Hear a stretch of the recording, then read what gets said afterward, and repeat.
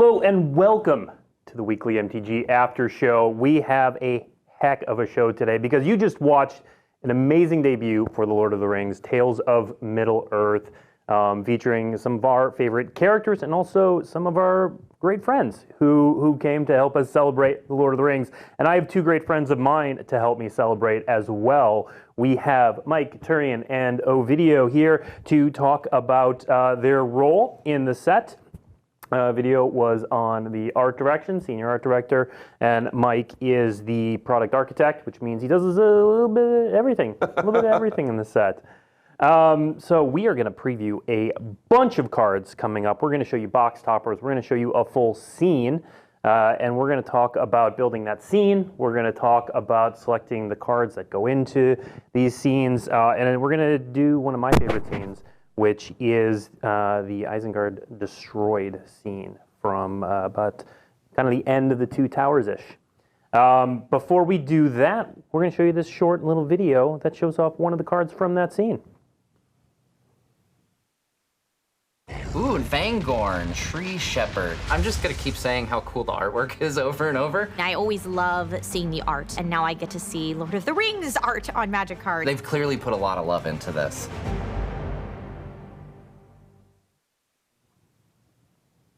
So that, of course, was Fangorn Tree Shepherd. Let's put the two versions of Fangorn up on the screen here. So what you see on the left for Fangorn Tree Shepherd for 4/3 and a green, legendary creature Tree Folk.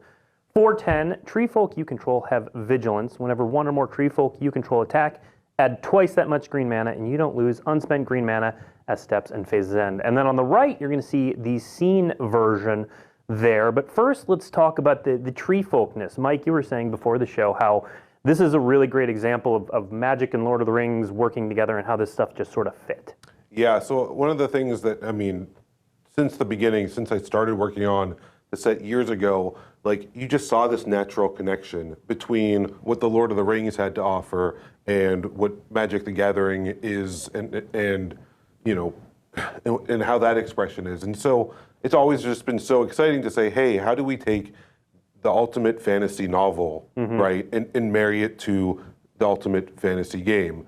And to me, this is just another great connection, right? We have Tree Folk, which have just been ever present in Magic, right? And you know, for Ironroot Tree Folk Since the very beginning, right? Yeah. And you can see like, hey, you know, even in those early days, how Magic was just so inspired by the Lord of the Rings, right? And now we get to not only be inspired by the Lord of the Rings, but actually bringing the Lord of the Rings characters, cards, Tree Folk into Magic, right? And you know, 10 toughness now, right? I think Ironroot Tree Folk only had 5 toughness, so Tree Folk have really come a long way since the beginning. And so, such a fun card, and I think one that Green Mages will really, you know, want to build Tree Folk deck around or add to their existing decks, of course. Yeah. Right? I mean, every time I look at it, I see Dora in the Siege Tower smiling. So a pretty fun card. Now, we're going to talk about the full scene in a bit. We're going to go through all the cards in the scene, and then we'll talk about the full scene, and Video will walk us through that. But a video, there must have, you know, we've got these two very different versions here, both gorgeous. There must have been a monumental amount of art in this set, and all depicting, you know, characters that people have come to know and love, like Fangorn. I think it's the most ambitious set we've done art-wise. There's so many art pieces, and we got the chance to design this character from the concept art. Jesper Ising designed him, and so when the main set version came along, I was like, okay, let's get Jesper on it. And I love the approach. You know, like he's dressed, he has a cloak, he has a little cape. You know, like, I love the design, very like storybookish. You know, very artistically sound.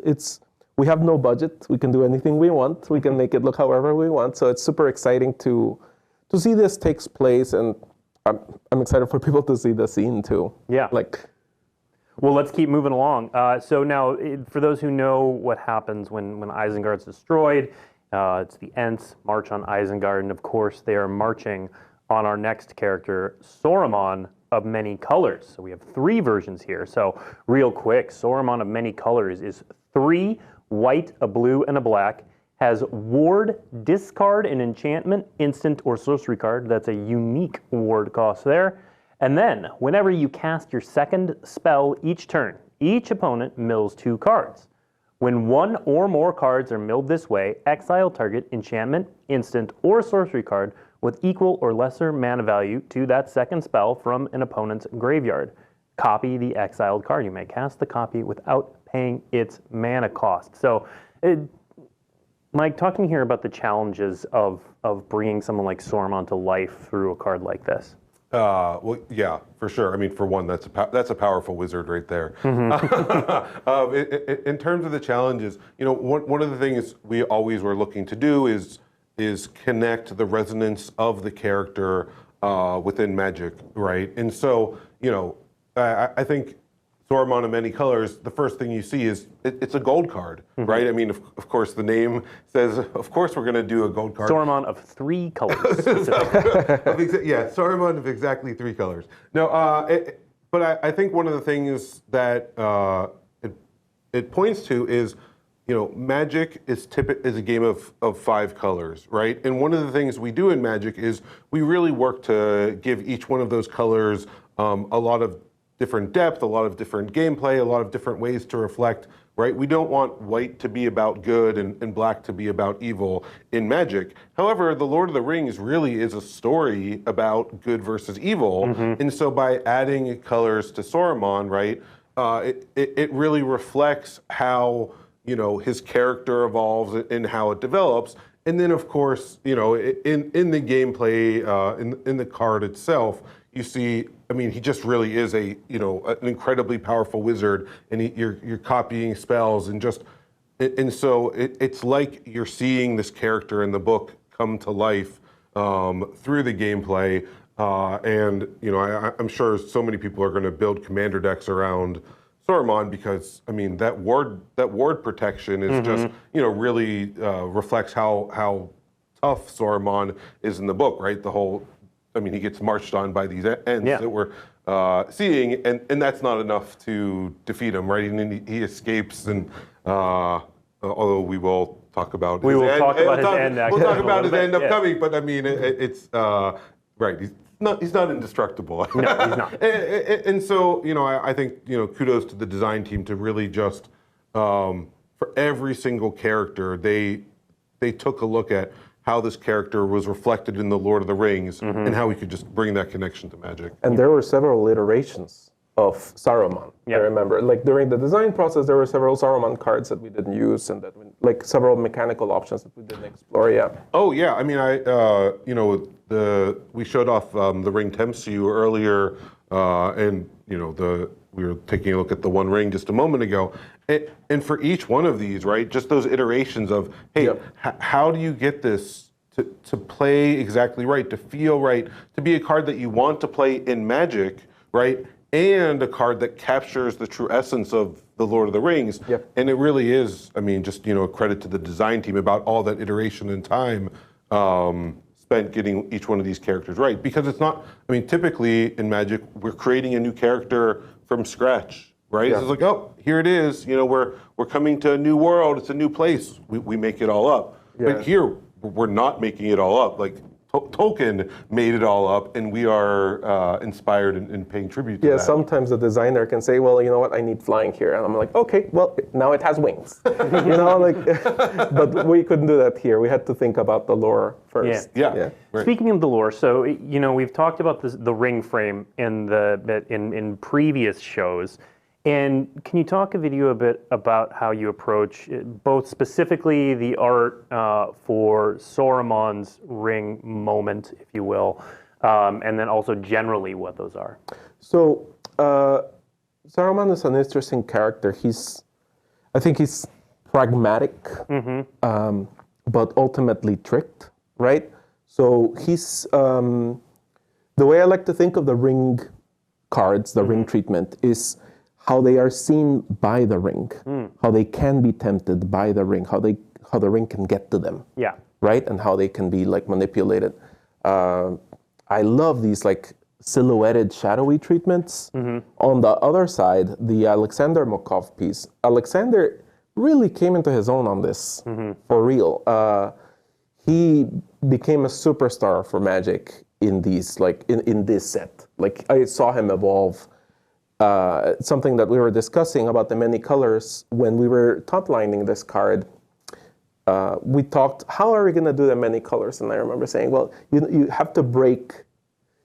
I use technical terms. You have to break chroma in different ways, but in a lighter hue. And they were like, what do you mean? Okay, so so it just means he has a sheen to him. Like he's wearing a rainbow, but it's just like iridescence, right? And I love that effect that Alexander put on the character. All right. Oh, you really, in the when you're talking about the showcase ring treatment, right?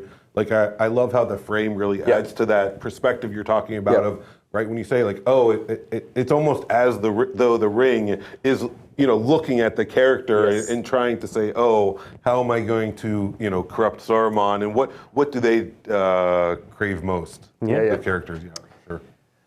So also playing a role in the destruction of Isengard, of course, Pippin and Merry were there, so we get a bit of them in the scene as well. So we've got the next card, Pippins Bravery. And you see the two depictions there, the main on the left and the scene on the right.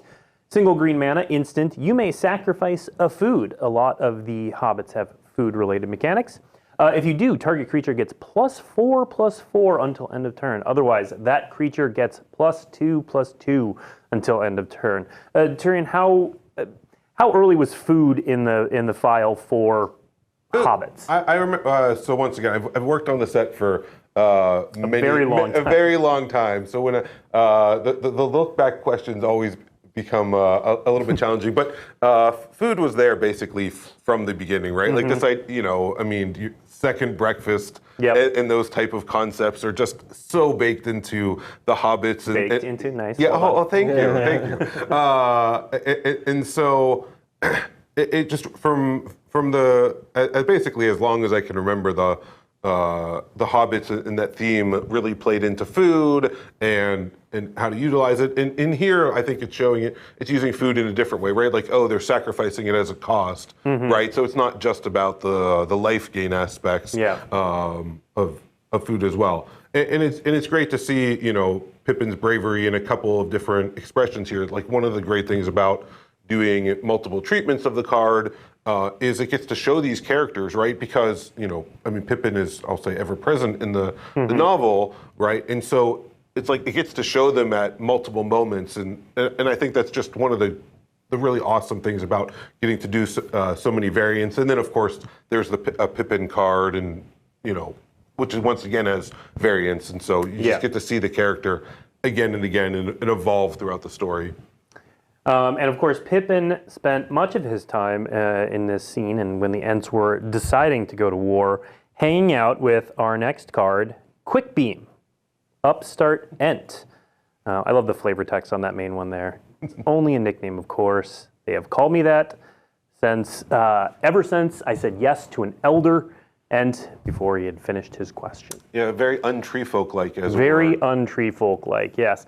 But speaking of tree folk, Turian, so this is more sort of tree folk matters in the set. Yeah, it is some good tree folk matters, right? You get a 6-mana 5/6, and when it or another tree folk enters the battlefield, 2 target creatures get +2/+2 and trample until end of turn. So you can see here, we also were very aware of building the set that would be a fun limited gameplay experience, right? And this is a nice, semi-finisher, if it doesn't finish them, it's put a ton of pressure on your opponent. And really for 6 mana and limited, that's what you're going to be looking for, right? So, and one thing too that I think tree folk in general need is some trample, right? Yeah. You don't typically see too much trample in the tree folk, and so if you're building a constructed deck, then that's a nice way to get that that 10 toughness in Doran, and now it's 12, and all of a sudden your opponent's hurting for sure. Yeah. Now, can you draft a tree folk deck in limited?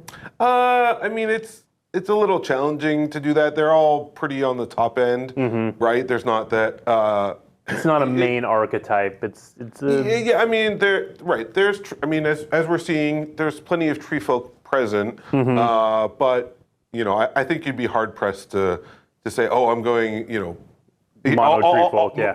Mono tree folk and succeeding with that. Although if you do, that's awesome, right? I mean, you can do all sorts of things in Magic. All right, so now the next card I want to spend some time with the video talking about sort of a lot of the art we've seen have been pretty close to each other, characters in similar situations, or at least in and around the same scene. So video, we did something interesting with the next card, Nasty End, where the art from the main set and the art from the scene card depict two absolutely different parts. So Nasty End, real quick, 1 and a black as an instant. As an additional cost to cast the spell, sacrifice a creature, draw 2 cards. If the sacrificed creature was legendary, draw 3 cards instead. So on the left there, what you see is actually a scene from the Scouring of the Shire where Wormtongue slits Soromon's throat. And that is the end of Soromon. That is his nasty end, as it were. On the right, we have a scene from the destruction of Isengard. So, Video, how did you balance those, pick that sort of duality there? The books are a lot to cover, my friend, right? When we started with the scenes, we gave the scene artists, because you're going to take, in this case, 9 cards. Yep. We gave them more than the 9 cards to pick from. Okay. We gave them 15 or 12 or something, so you can work it, see how you can fit in. So the artist had a lot of creative input here. Okay. It was very important to me that we included the Scouring of the Shire. When Sharky was vanquished, this is the end of the War of the Ring. Yeah. Right? So showing that war came even to the hobbits, and that even hobbits could be corrupted by war, is important. And I love the piece by Valdera. And you'll get to see it makes sense with the whole scene. The nasty end that Dave did, it makes sense with the whole scene. It's a great piece as well. But yes, the books have a lot of ground to cover, and that's one of the things that we're like, can we put as much as we can? And that's part of why there's a difference there. Yeah, I think one of the awesome things is the artists for the scenes did. We're looking. We'll show it here. We're going through the cards, but at the end you see this 3x3. That was all done by a single artist. Yeah. Right. Yeah. And so talking about working with them on giving them extra selections, and then also working with the game designer Glenn Jones to say, all right, here. What cards are appropriate to be putting in the scene, right? We wanted a mix of rarities in the scene. Of course, scenes being introduced, one of the challenges was how do you depict height in these, and especially by a 3x3 scene, and then we also see it in the Tyler Jacobson perspective. Yeah, the perspective, right? Yeah, you have to force it. Or in the case of this one, I think. You'll see. I think there's several ways to approach it. Each artist had their own way, but this is one of the more unique scenes. Yeah. There was so much to figure out, and I'm just so proud of how they came out. Yeah. Speaking of which, let's look to the skies in the scene in this next one. I think that I'm remembering this art correct. Our next card. There we go. Yeah, flying. Haha, I was right. Good. So we got a bird horror. It's a 1/1 flyer for 2 and a black. When it enters the battlefield, amass orcs 2. So we haven't talked about amass orcs yet, Turian. You want to talk about the creation of that mechanic and how it fits into the set? Yeah. So amass was introduced with War of the Spark, and we of course wanted to go and say, hey, to look for how do we capture the fact the hordes of orcs, right? I mean. When you're reading the books, it's easy for Tolkien to write, thousands or tens of thousands of hundreds of thousands of, this massive orc army, right? From a Magic gameplay perspective, right? You don't want to be like, this card makes 22,000 1/1 orc tokens. Like, right. That's just, maybe that's You might want to do One day. You might want to do that. Certainly, with the set being on Magic Arena, they didn't want us to to do that. So it really became about how do you capture the fact that this orc army is regrowing and is ever present, right? And so one of the themes you'll see a lot when Red and Black is amass orcs, and so and it was awesome to be able to build a mechanic and really connect it back to something that Magic had already done, and you get to do that here because if you don't control an army, right, which is what amass triggers off of, then you get to make a 0/0 orc army, or in this case, it becomes a 2/2, and then that'll grow over time. And so that's how sort of you get that creation of a massive orc creature. And it captures the mood of the threat. Yeah, right. The fact that it's ever present and it's regrowing and it's in a way endless. And then back to the scenes. Definitely, the connection to flying is one of the great ways of. We need what's going to be on the top of the scene. Let's go find another bird because you just need some of those to make the scenes really work out well. Well, and speaking of mood, I think we'll come back to this one because it's a common, but I think it does a lot of work in the larger piece in helping to set the mood. Yep. So yeah, we will definitely come back to that one when we look at the larger scene. But next, so Mike, you mentioned a moment ago that there's a mix of rarities in the scene, and so next we're going to show off a mythic rare from this scene, the Storm of Soromon. This is a big one. So enchantment for a blue and a blue, ward 3. So this is the big, powerful blue enchantment. Whenever you cast your second spell each turn, copy it. That's it, just copy it. Except the copy isn't legendary. You may choose new targets for the copy. Note it doesn't say second. It's second spell, but you can copy permanents. It's just whatever the second thing you cast on any given turn. Copy it. All right, so Mike, tell us about this card. Yeah, so you can see here the connection first to Soromon himself, right? I mean, both cards have ward. It's an enchantment with ward, which is pretty novel in and of itself. And then Soromon was copying spells, and the Storm of Soromon does, right? Both triggering off of a very similar thing. So it really, and then and then the connection to Magic. Talking about Storm, of course, Storm cares about casting multiple spells. It works a little bit differently, but you see a little bit of that nod in the name. And then in terms of gameplay and powerful, right? Just being able to create copies. It's just and the copy isn't legendary, right? It opens up a lot of avenues. A lot of possibilities. Yeah, a lot of possibilities, and I think that's something that once again, if you're truly a powerful wizard, right? That's like that possibility space is both like it's so appealing and so appetizing, and I expect our players are going to do a lot of awesome things with Storm of Saruman for sure. One thing I want to mention here is that I want folks to pay attention to the Tower of Orthanc. It's just, the design was amazing. I love the little spirals and the tiny windows it had. And Isengard in general was designed to look like a meteor crater by Jen Ravenna Tran during the concept push. And it's quite a unique take on Isengard. I really love it. And what I was going to say is that the copy aspect is like Saruman uses your weapons against you at all times, right? Like every time you hear him talk, his voice, he's always using whatever you care about against you in the books. It's kind of a good mood setter. Like the way he's like, oh, well, you said this. Now I'm gonna throw this at you. Yep. All right. Our next card is certainly a powerful limited card, feeding back into the amass mechanic, Foray of Orcs. Again, we have two versions with the scene version on the right. Foray of Orcs costs 3 in a red for a sorcery, amass orcs 2. When you do, Foray of Orcs deals X damage to target creature and opponent controls, where X is the amassed army's power. So there's a lot of, you can deal more than 2 damage with this, right?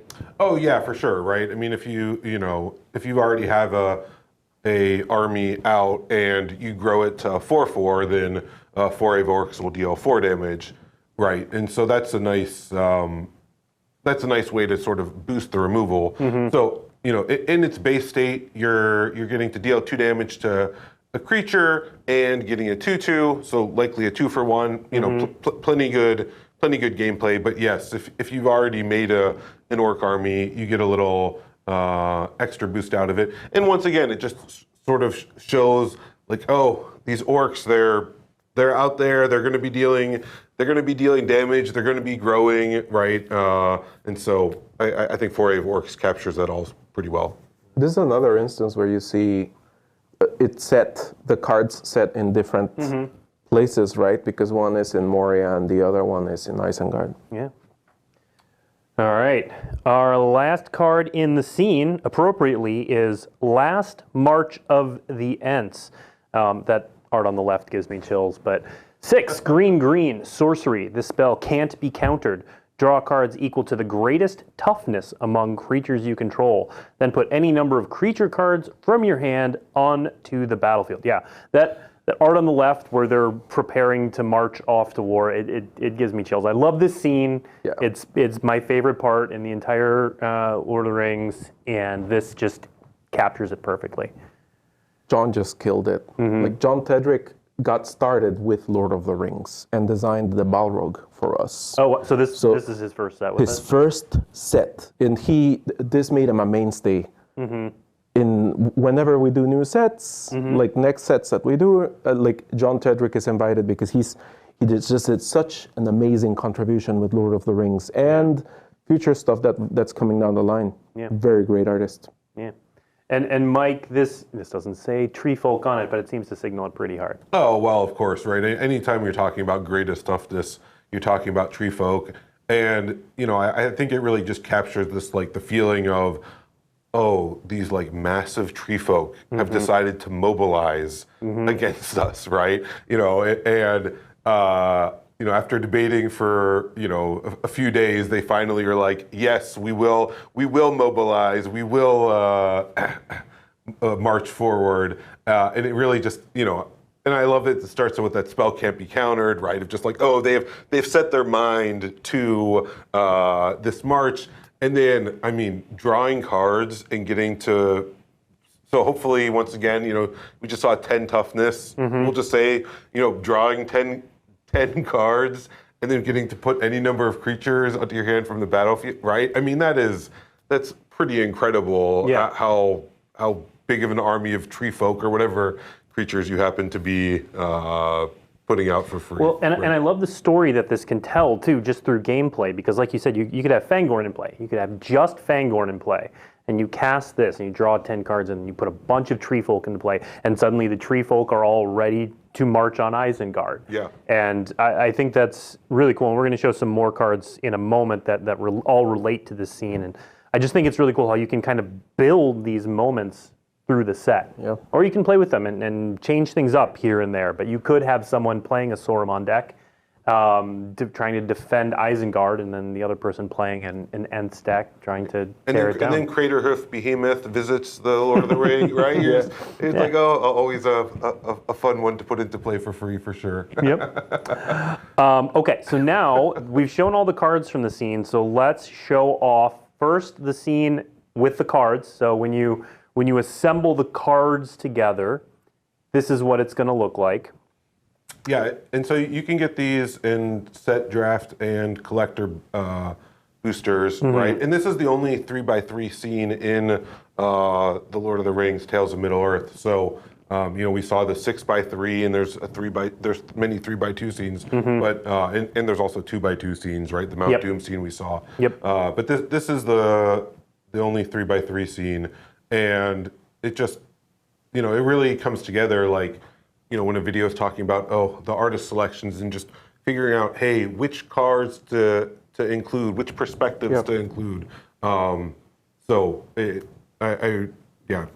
can tell I'm just so stoked by how. Yeah, an exciting concept. And I want a video to talk about the scene. Let's put we'll take all the card stuff away. so that you can just talk about the art, because this is the final piece that the artist turned in here. So let's get that up on, there we go. So Incredible. Incredible. It's amazing. Talk about both creating this scene and scenes general, Ovidio. So the challenge with scenes was, how do you make it work so that the interesting stuff is in the art box in each card, so that you want to leave space. You have to remember, you have to leave space for the mechanics, because you're going to put a frame on it. And then how to scale that up to 9 or 18 in the case of Pelennor Fields, and still have a good painting, right? Because that's what you need in the end. Yeah. As an artist, that's what the artist needs. What Magic needs, we need some awesome cards with awesome art. But the artist needs a good painting too. When we were doing this, I remember Colin Boyer commissioned this. He mentioned Dave Raposa. I thought, this is a great choice. Colin's a good art director. And Dave chose a more like poster approach, right? Like it's very graphic. Not everything is at the same scale, but he did the rows of cards. He blended them very elegantly by creating swooshes and putting elements that like blend into each other, so that you don't see strictly the 9 divisions of things that have to happen because of the cards. So it's a very clever way to disguise to disguise the fact that you're actually doing this for cards. Just very good artist. The artists in general knocked this out of the park. Yeah. Mike, one of the questions I'm seeing in chat is, are there art cards in the set? Yeah, there's art cards in the set booster. There's 81 art cards, right? And those are selected by the art team of like, hey, here are cards, in art. I mean, really, they could have basically chosen the whole set, and I wish. right. Wish But we we limited it to 81. Yeah. And yeah, so there are art cards that you'll find in set boosters for sure. One thing I wanted to note, as people are getting the scenes, right? When you open up a scene card, of course, you can go back to all of the material on the websites and say, oh, how do I put these together? But also, just in terms of, for a little bit of ease, they're in collector number order. So as you're getting them and to assemble them and to put them in a binder, right? I mean, the scene fits perfectly in a 3x3 binder. You can just order them by collector number and put the scene together that way too. So nice little add-on. All right. Next, I wanted to highlight a number of cards that are sort of related to this scene, but not part of the scene, just to sort of illustrate everything that's going on in the set. So let's take a look at Treason of Isengard. It's Isengard and Treefolk Day. It's Isengard and Treefolk Day. That's and Build a Pony. We'll get to that and Build a Pony. Build a Pony. We'll get to that in a moment. Well, he wanders by. It's like, okay. Treason of Isengard. 2 and a blue for a sorcery. Put up to 1 target instant or sorcery card from your graveyard on top of your library. Pretty simple effect. And then amass orcs 2. So this is a common. So this seems like a pretty bread and butter common in the set. It is a bread and butter common. Like to me, it's a way to get blue to do some amount of regrowing, right? It's not as typical to be a blue effect, to be putting things from your own graveyard on top of your library, but this is a way to reuse an instant or sorcery that you've played, and then you of course get to amass orcs too. And one of the fun things to talk about the infinite orcness is if you decide to, if you have 2 of these, right, you can just continually cast them, right, alternating to make. If you had enough turns grow to make your it, army, you could make an infinite-sized orc army with 2 treasons. Shout out to Pavel too, because when we were commissioning this, I was thinking, how are you gonna make an orc card look like a blue card? Like we always think about that palette thing, and Pavel did such a great job with the atmosphere and the magic there. He did another couple. This is another artist who it's his first set. Magic, but this was commissioned, I guess, like 2 years ago. Yeah. We've been working on it for a while. It really does, it really captures orcs, but also gives it a little bit of blue card, blue feel. That influence of Soromon, right? Like that power that he had to manipulate masses. Yeah. Yeah. And it also shows, I mean, I mentioned before, red and black have a mass. There is a bit of a mass in blue as well. Yeah. So, Yep. So the next card kind of demonstrates one of my favorite things about the set, which is that we also got to be playful in some places, and they're not jokes, but they're lighthearted in the spirit of the work. And so let's take a look at Long List of the Ents, which is a saga for a single green mana with 6 chapters. Each chapter is the same. Note a creature type that hasn't been noted for Long List of the Ents. When you cast your next creature spell of that type this turn, that creature enters the battlefield with an additional +1/+1 counter on it. So, Mike, how much did you get to be playful like this? It's with a novel as diverse and as wonderful as The Lord of the Rings. There's definitely these just the moments of joy and happiness, and one of the things that Tolkien does is there's so many songs and poems throughout, and I really love how the sagas all get to go and sort of capture that and sort of bring that into Magic. So definitely with the sagas, the team had a good time finding ways to bring that in, and you can see it here with Long List of the Ents. I'm sure someone would have loved for those to go beyond 6. Right, maybe once again an infinite symbol of like, just do this all the time. Right, yeah. I'm sure people will play games now of like, how many different Magic creature types can you name, right? Just to see to see if you can keep going. But it really does bring a lot of that joy and beauty from the Lord of the Rings into Magic. And the songs, which are very important to the lore. Yeah, right. That's how Arda was created. Yep. Yeah, right. The sagas and the songs just really were such a great connection piece. Yeah, for sure. Yeah, very very I like you digging deep in the lore there. I appreciate that. All right, we're just talking about the joy. Now we're gonna bring it down a little bit with Hugh the Entwood. So this is what caused the Ents to march off to war. 3 red and a red for a sorcery. Sacrifice any number of lands. Reveal the top X cards of your library. X is the number of lands sacrificed this way.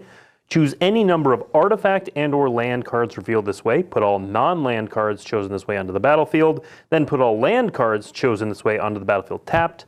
Then put the rest on the bottom of your library in a random order. So of course, this is Soromon destroying the Entwood to fuel his plans. Talk a little bit about this card, Mike. Yeah, so right. It's not just as persuasive as Merry and Pippin are. The Ents were definitely they saw a connection to the cause, right, of how they would have been wronged, and so the card starts off with that, right, to sacrifice any number of lands, and it's like that's what sort of fuels the fire, and then you get quite a bonus when. For sacrificing land, that's a hefty cost in Magic, right? And so once again, you get a whole bunch of cards onto the battlefield in return. So it's sort of a big payoff moment, right? Of like, how many lands are you willing to sacrifice for once again just a huge burst of cards from your library. Into play. So really trying to capture that. I thought back to once again what we're talking about. Not a tree folk, but wood elemental, right? And just the bonus that wood elemental gave you. For only could sack forest there, but the bonus that wood elemental gave you versus Hugh the Entwood. This is far more of a payoff than you got you got back in the day of Magic. And of course, Hewing Entwood led directly into our next card, which is Ent's Fury.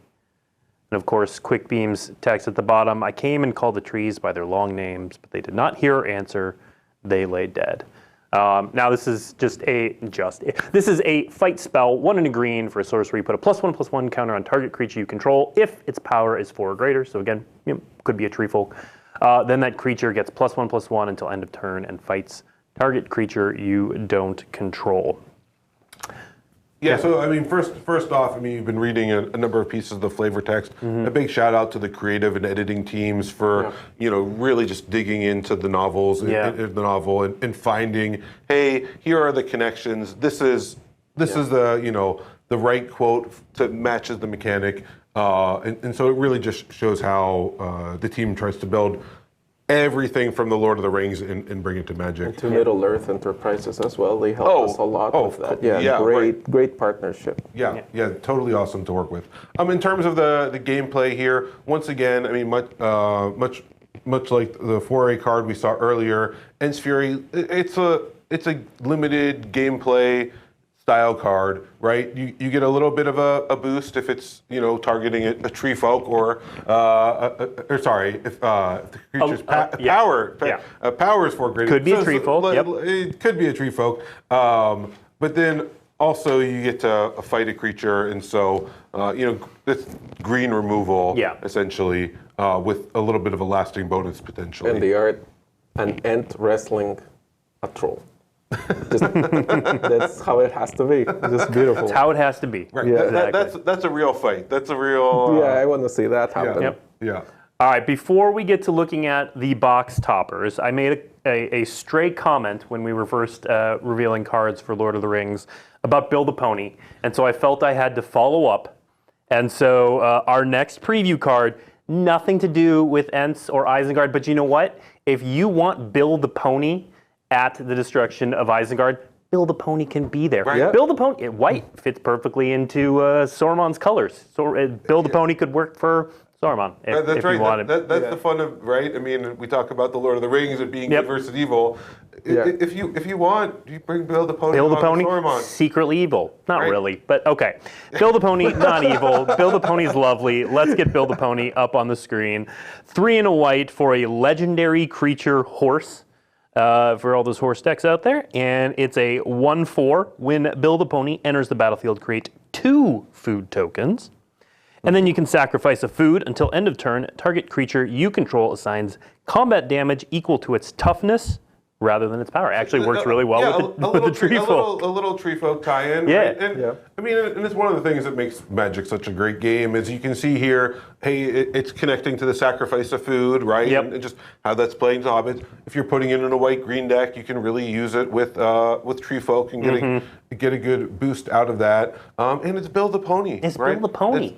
It's totally lovable. One thing I want to call out is pay attention to the pans that Bill has hanging off his burden. They're gonna show up they show up in several cards, a little Easter egg, you know? So it's just like a little cool element. We wanted to put some stuff for fans to find. Yep. It was really fun playing. Last week I was playing the starter decks. Yeah. And you can give the books an alternate ending. If you want with a certain deck, that's the cool thing about it. That it's immersive. Yeah. You're like, wait a minute, this is not how it went. This is not how it went, but it's how it's going. I'm going gonna hit you with a right 5/5 right now. Right, but this is how it's going to go. It's not how it went, but it's how it's going to go. Yep. Yeah, the starter kits are a lot of fun to play. Yes, very fun. Yeah, for sure. All right, so our next section, we are going to talk box toppers. So before we start looking at them, Mike, remind people, what are the box toppers? How can you get them? Yeah, so the name of the box toppers it's the Realms and Relics, right? And that really hits on the fact that we took a look at iconic lands in Magic and iconic artifacts in Magic, and then went and matched them up with iconic places in the Lord of the Rings and items and artifacts in the Lord of the Rings. So that was really, that's really the connection. In terms of where you can get them, you get them in traditional foil whenever you buy a set booster display, a draft booster display, or a collector booster display. So there'll be a 1-card box topper with one of the Realms and Relics in traditional foil.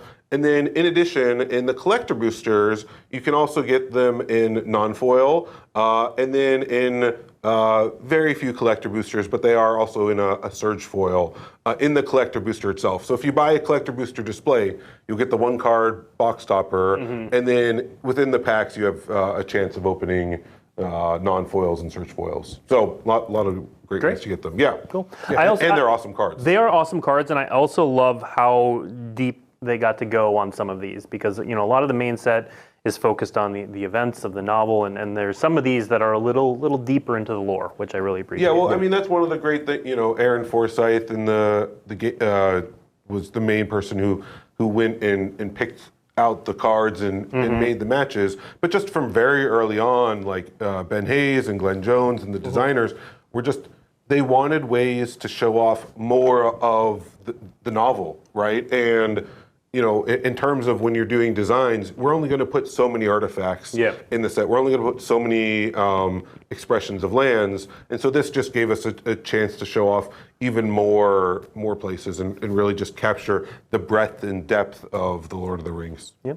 All right, let's get on with it. We have a bunch of these to show off. We're gonna show off about half of them today, and then next week's show we're gonna show off the other half. So stay tuned for that. The first one, we're gonna continue with our theme for the day, which is not Bill the Pony, but is Ents and Isengard. So here is Fangorn Forest, also known as Yavimaya, Cradle of Growth. So this is a take on Yavimaya, turns everything into a forest, but Fangorn Forest. So talk a little bit about how you chose these, how they were concepted.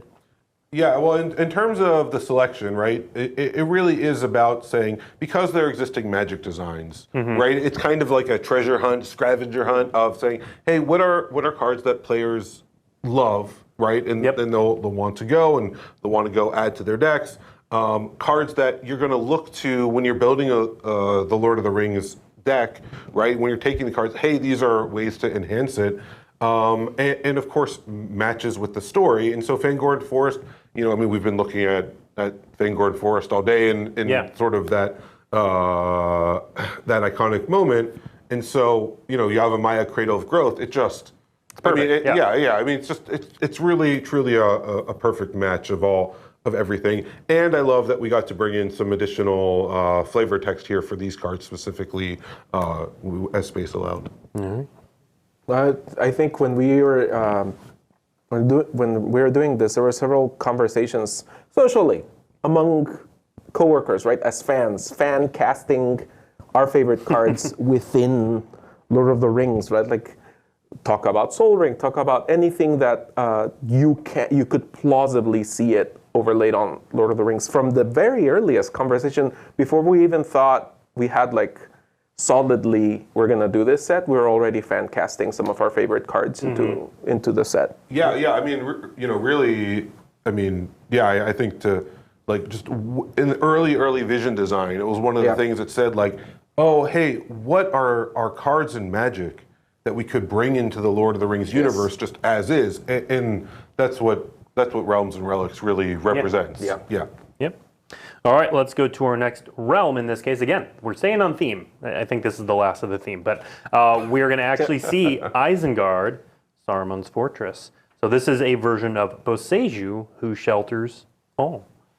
Yeah, and so here you can see, it's our way to say, look, it's a powerful, Saruman's powerful fortress. He's a powerful wizard, right? What does that mean? How do you capture that in Magic? Well, an uncounterable spell, of course, is something that a powerful wizard could manifest and bring to life. And so connecting it with Boseiju, and once again, an incredibly powerful Magic card was a natural connection. And I love too, once again, you can see here with the variants, this is another view of Isengard, right, with a new perspective and brought to life. Yeah. All right, our next one is a new version of Cloudstone Curio, here cast as Elisar the Elfstone. So if you don't know, Elisar the Elfstone was a gift from Galadriel to Aragorn when the Fellowship departed Rivendell. There's more to this stone. It has kind of a long history, but that's the short version. I think you mentioned that you had something to say about the concept for this video. Yes, this is based on the original design for the Elven Brooch that the whole Fellowship was given. There's a lot of we put this. You're gonna see this stone in several parts, in several pieces of art. So just watch out. Another one of those things that you want fans to follow an object and a character. It's just there's so many named things in Lord of the Rings. So you want to follow the stone of Elisar across card arts, and there's just so many opportunities to find things that you recognize from the books that you've seen before, and some that you haven't. Yep, absolutely. Yeah, and it just, I mean, it's an opportunity for sort of that, the deep cut, the deep connection of like, oh, you know, mentioning Galadriel, and I believe Arwen has a connection as well. Yep.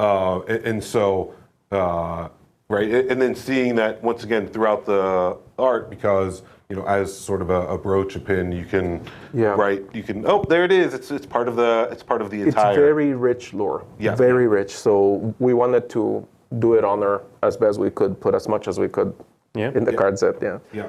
Speaking of very rich lore, this is a look kind of back at the past a little bit. So this is a new version of the Azolith, here cast as Argonath, Pillar of the Kings. So this is a landmark on the edge of Gondor. Those two folks there, that is actually Isildur and Anarion. So Isildur, of course, is the one who cut the One Ring from Sauron's finger and kind of set all of this stuff in motion.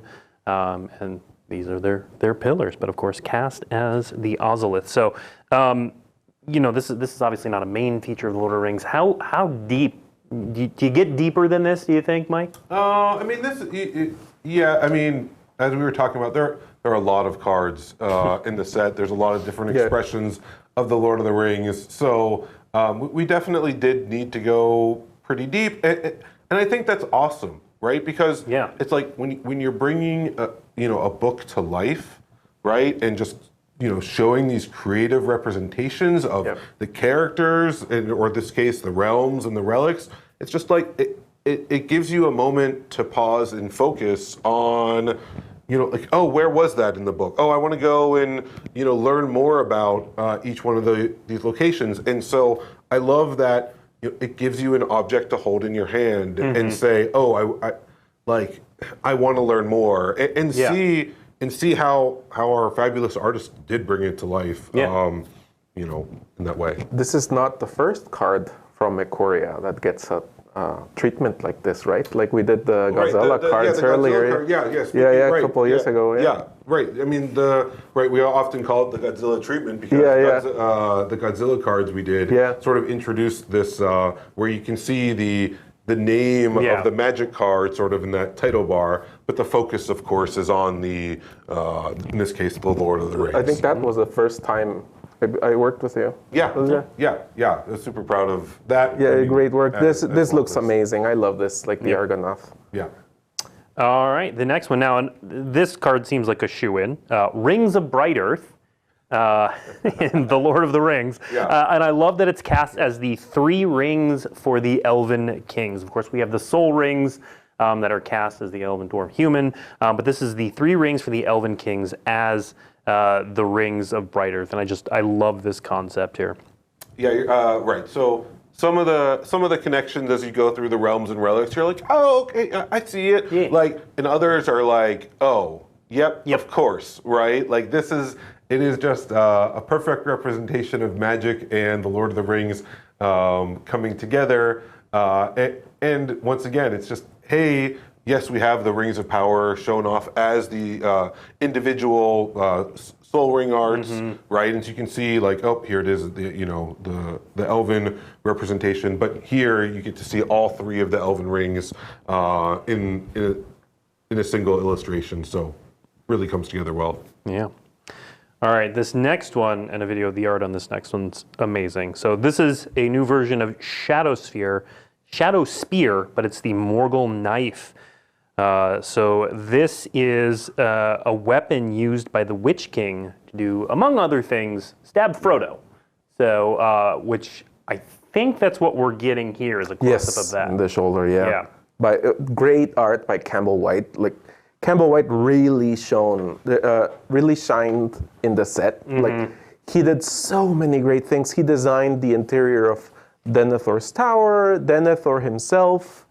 It just incredible work by him, and the way the wound starts going into the chin, you can see it in the jaw and everything. Yeah, it just really says, well, this is gonna this is gonna hurt for a few years, right? Yep.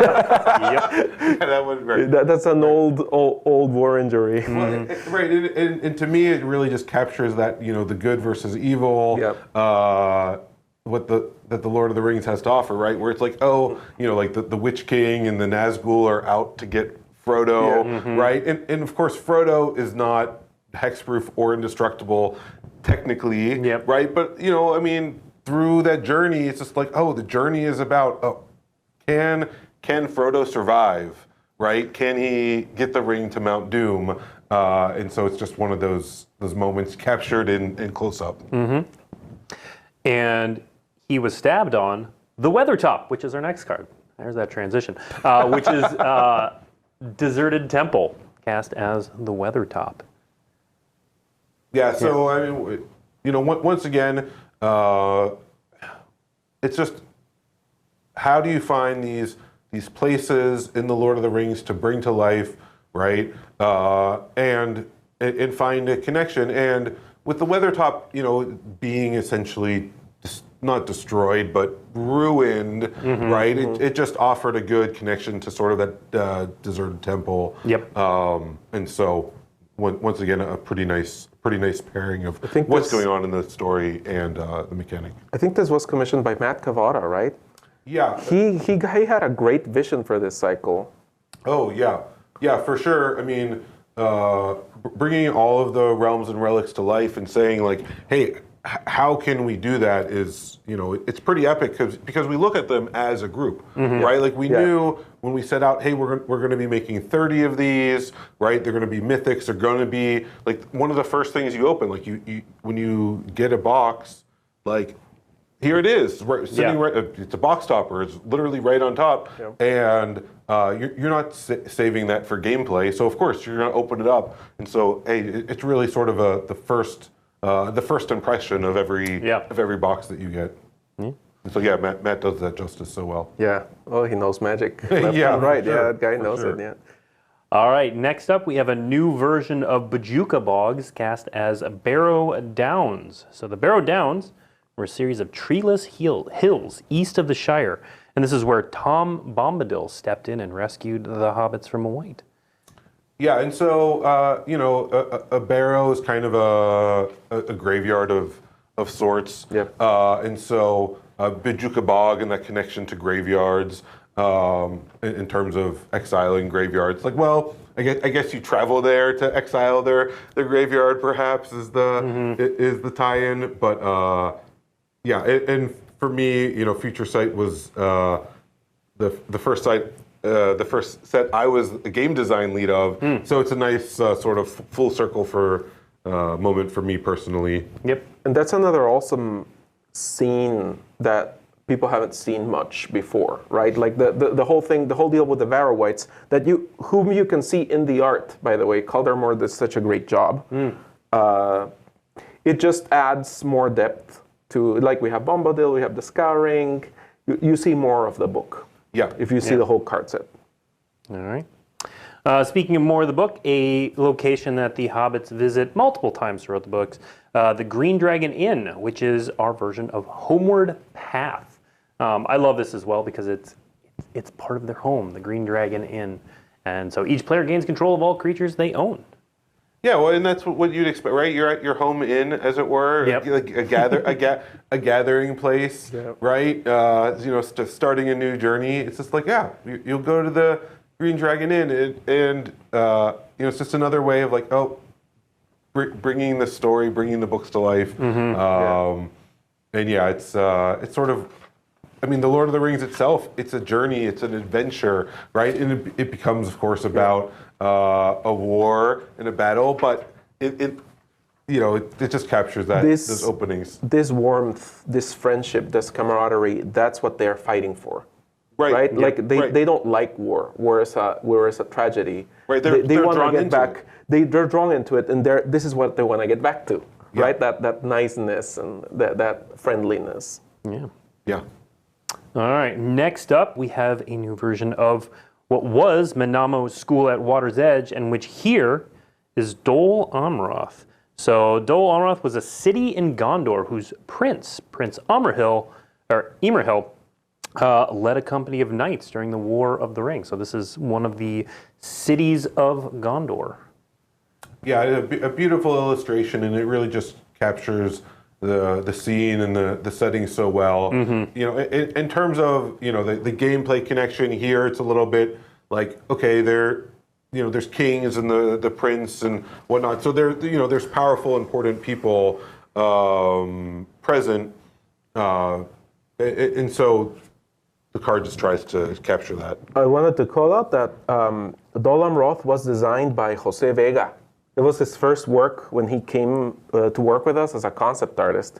And if you notice, the flag of Dolomroth is a swan. He designed it with a bridge and a spindly top at the end, at the top of a rock, so that it's like an abstracted swan. So Dolomroth, I hope people see it at some point, but there's like an overhead shot of Dolomroth where it actually looks like the swan. Like you get the shape more clearly. Oh, very cool. Yeah, they did a great job here. Yeah, it's so cool. All right, the final card that we are going to be showing today, and the last box topper, I've actually seen a number of people guess this. It's Balin's Tomb, also known as Ancient Tomb. So Balin's Tomb was in Moria, where he had set up his colony, and Gimli discovered his tomb when the Fellowship traveled through the mines of Moria. So Ancient Tomb, obviously a big one, Mike. Yeah, Ancient Tomb, I mean, incredibly powerful magic card. Getting 2 mana from a land is just above the curve, as it were. And with all of these realms and relics there, you can see how they're not being brought into modern with this introduction. They are as reprints. They're legal in whatever formats Ancient Tomb and the other cards were already in. And then in terms of the Lord of the Rings connection, we got to focus on the 3 books of the Lord of the Rings, where Balin, of course, is from the Hobbit, right? But the tomb being part of the Lord of the Rings itself, it was a nice way to sort of bring some of that connection from the journey in the Hobbit into our set as well through a memorial. And it's like we moved the camera from that Gimli card, the Gimli card you like, where Gimli's like swearing on his axe. The camera's on one side, then the camera's on the other, and now we see Balin's tomb. Right. You get the full perspective of both. Of that moment, Yep. All right, that is all the cards we have to show today. That was a lot of cards. It was a lot of cards. Yeah. It was a lot of cards. It was a blast. So previews are starting now. They've started. It's happening. Super We're doing excited. this for the next about a little over a week and a half through the end of next week. There's going to be Lord of the Rings previews. We'll be back next week. Before we go, Mike, I wanted to give you an opportunity. We'll have an article up with some information on this earlier, but we're also going to be doing a holiday release as well, correct? Yes, coming out in November. We're doing a holiday release, and this is something brand new. And so I have an article going up on Daily MTG, probably right as the stream ends. But we wanted to show you off some of the packaging from that release, and so we can take a look at that. There's 3 basic products that we're coming out with at the time. There's going to be a holiday version of the collector booster. So those are collector booster special edition. You can see there those are in sort of the top left of the screen. Super cool release. There's going to be alternate art treatments and some new art. You can see here the packaging highlights the Brothers Hildebrandt art, and so there's more Brothers Hildebrandt. Tim and Greg Hildebrandt are, we're good enough to partner with us, and they've done magic art in the past as well, and so it was just an awesome connection to go revisit some of their classic art from the Lord of the Rings, and there's so much more. We'll of course talk about that and all these products upcoming more, but just a little taste. And the art's at the bottom. Oh yeah, well, and then so along the bottom, those are called scene boxes, and you can see with each scene box, it has the name of the scene sort of right under the Lord of the Rings, Tales of Middle-earth, right? So going across here, there's the Flight of the Nazgul, there's Aragorn at Helm's Deep, there's the Might of Galadriel, and then Gandalf in the Pelennor Fields, featuring Gandalf and the Witch King. And so those are, I mean, as we've been showing off the scenes, we've talked about Isengard Destroyed today. We saw Mount Doom and Bilbo's birthday party during the video itself. The scenes are just so fabulous. We created 4 brand new scenes, each one of those, and it's just a super cool way. There was a question about art cards earlier today. You do get, with those scene boxes, they come with art cards. So you're going to get cards and the art cards as well. Cool. Yeah, so super awesome.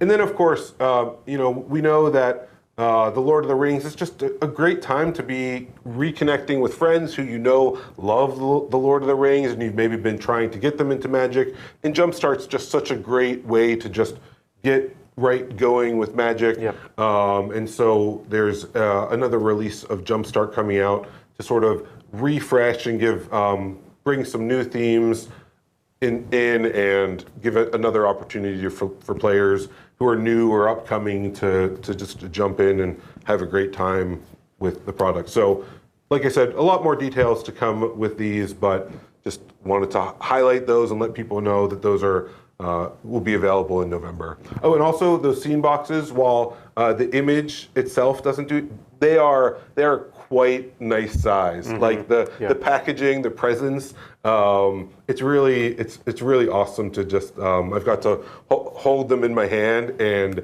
the packaging itself is a display piece, and then the art and the art cards and the cards themselves. So it's a really awesome package. Super excited by it, as you can tell.